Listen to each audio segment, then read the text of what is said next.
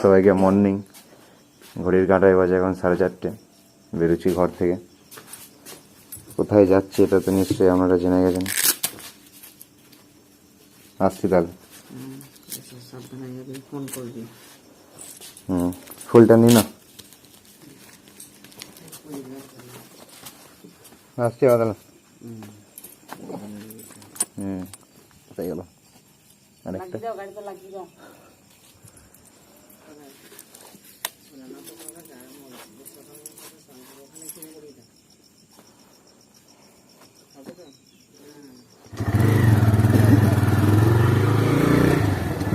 তো ফাইনালি ঘর থেকে বেরিয়ে পড়লাম বক্রেশ্বরের উদ্দেশ্যে। যাওয়া যাক। আর এটা আগের মতনই আমাদের এটা গ্রাম, সুন্দর এক গ্রাম বর্ধমান শহরের মধ্যে, রায়ান গ্রাম। সকাল সকাল সব বেশি কথা না বাড়িয়ে তাড়াতাড়ি গ্রাম থেকে বেরিয়ে পড়লাম। দেরি হয়ে গেছিলো একটু। আর এইটা হচ্ছে আমাদের বর্ধমানের রেলওয়ে ওভারব্রিজ বা ফ্লাইওভার। আর এই রাতের বেলায় ফ্লাইওভারটা সত্যি একটু দেখতে ভাল লাগে, দারুণ লাগছিল রাতের বেলার মধ্যে একটু। আর এই ফ্লাইওভার থেকে নিচে নেমেই একটু দাঁড়ালাম চা খাওয়ার জন্য, আর সেখানেই ঘটে গেল একটা বিপত্তি। দেখতে থাকুন।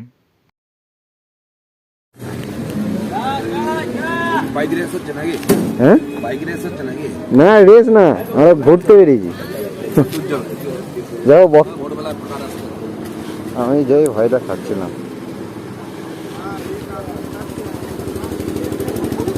আর এখানে হয়ে গেছে আমাদের ব্যাটারি ডাউন, গাড়ির ব্যাটারি ডাউন। কিছুতেই গাড়ি স্টার্ট দিতে পারছিলাম না। অনেক কষ্ট করে চাবি অফ করে অন করে এটা সেটা করে গাড়ি স্টার্ট দিতে পারলাম অবশেষে। আর তারপরে বেরিয়ে গেলাম নিজের গন্তব্যের দিকে।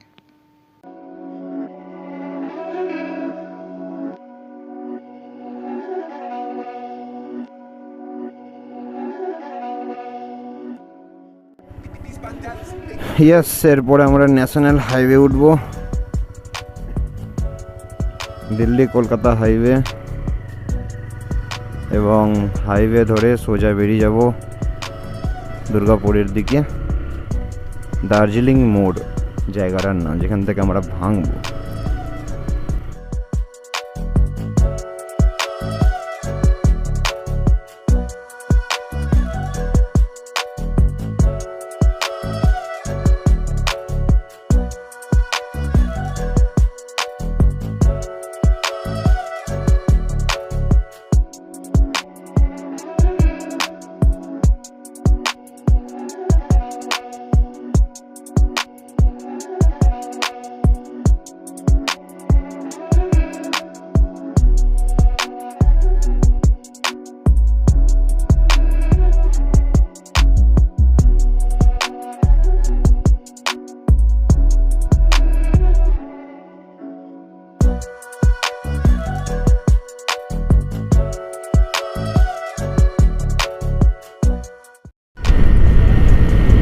তো আমরা এখন বুধবুধ ক্রস করছি।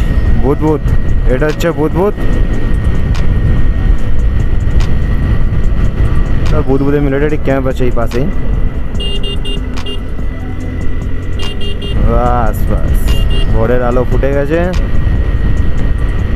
আমরাও মোটামুটি পানাগড়ের কাছাকাছি পৌঁছে গেছি।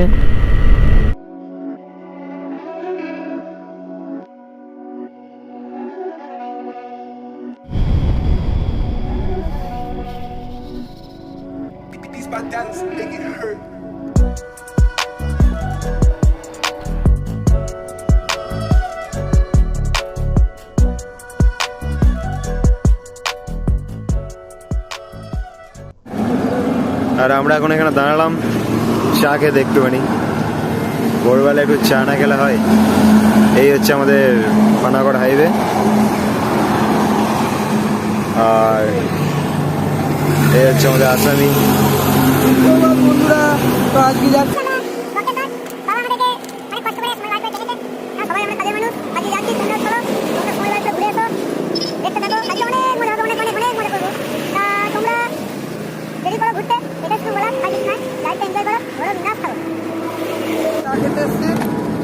তো বিস্কুট চা চলবে এখন আমাদের। ব্রেক দিয়েছি আমরা। তো আবার আমরা কিছুক্ষণের মধ্যে বেরিয়ে যাব। সো চা খাওয়া কমপ্লিট, এরপর বেরোবো আমরা ভলে।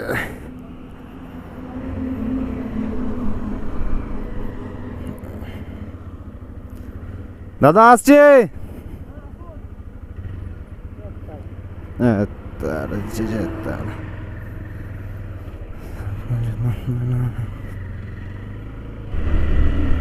গাড়িতে ব্যাটারির সাইনটা চলে গেছে, কিন্তু এখনও ওয়ার্নিং সাইনটা আছে আর সার্ভিসিংয়ের সাইনটা আছে। কদিন আগেই তো সার্ভিসিং করলাম, সার্ভিসিংয়ের টাইম এখনও হয়নি, তারপরেও দেখাচ্ছে কেন জানি না। যা হবে হবে, দেখা যাবে। বেরিয়ে তো পড়েছি, আর কিছু করার নাই। আর যাবো বলে যখন ঠিক করেছি তখন আটকাতে কেউ পারবে না, যাবই। দুর্গাপুর 20 কিলোমিটার, আমরা দার্জিলিংয়ের দিকে ভেঙে যাব। আর এটা হচ্ছে দার্জিলিং মোড়।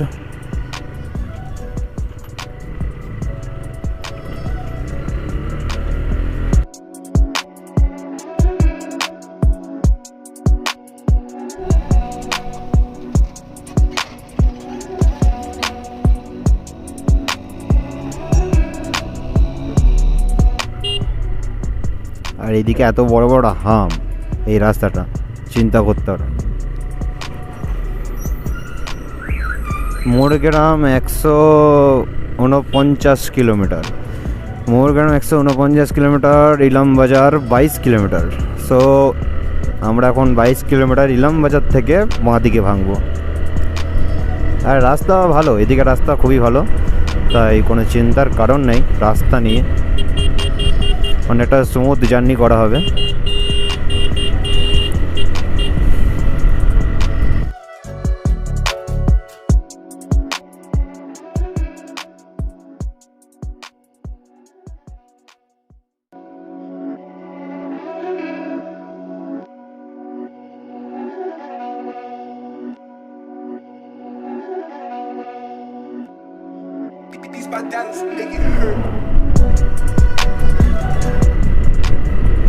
দুবরাজপুর এখনো 27 কিলোমিটার, এখনো আমাদের 27 কিলোমিটার জার্নি করতে হবে দুবরাজপুর যাওয়ার জন্য। সামনে আছে টোল, কিন্তু এখানে কি বাইকের টোল লাগে? না লাগে না মনে হচ্ছে,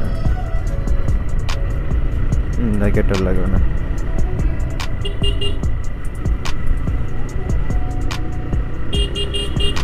ইলাম বাজার ঢুকে গেছি আমরা এখন বাঁ দিকে চলে যাব। এটা হচ্ছে ইলাম বাজার, ইলাম বাজার থেকে আমরা বাঁ দিক নিয়ে নিচ্ছি।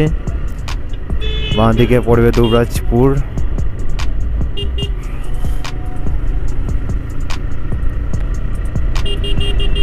ইলাম বাজার বাস স্ট্যান্ড এটা।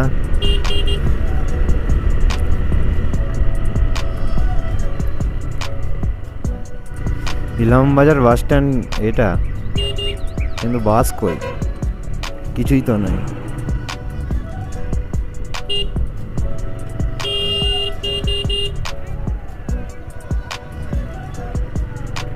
হাট বসেছে এখানে, আলুর হাট, চারিদিকে শুধু আলু আর আলু।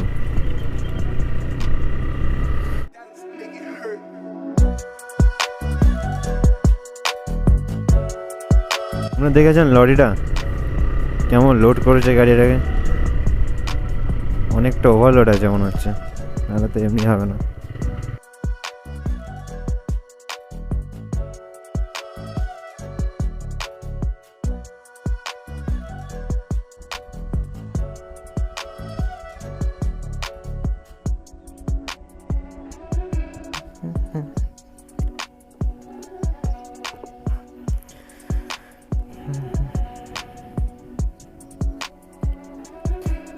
করে 500 টাকার নোট বেরিয়ে যাচ্ছে।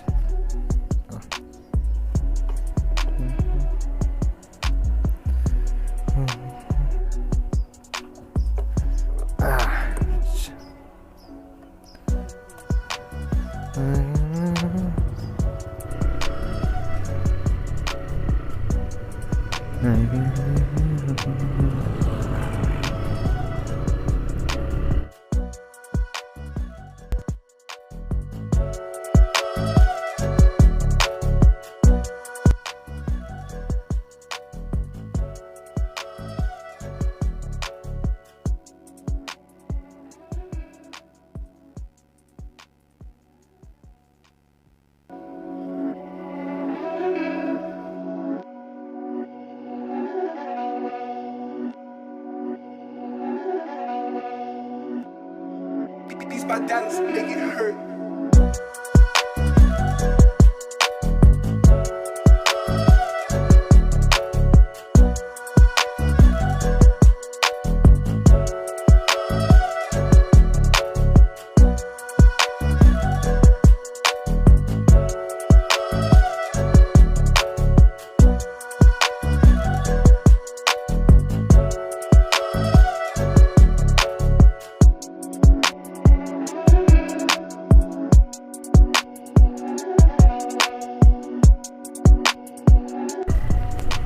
কি লেখা আছে এখানে? লে সাবধান, জলে নামা বিপজ্জনক, সম্পূর্ণভাবে নিষেধ। নামবো না।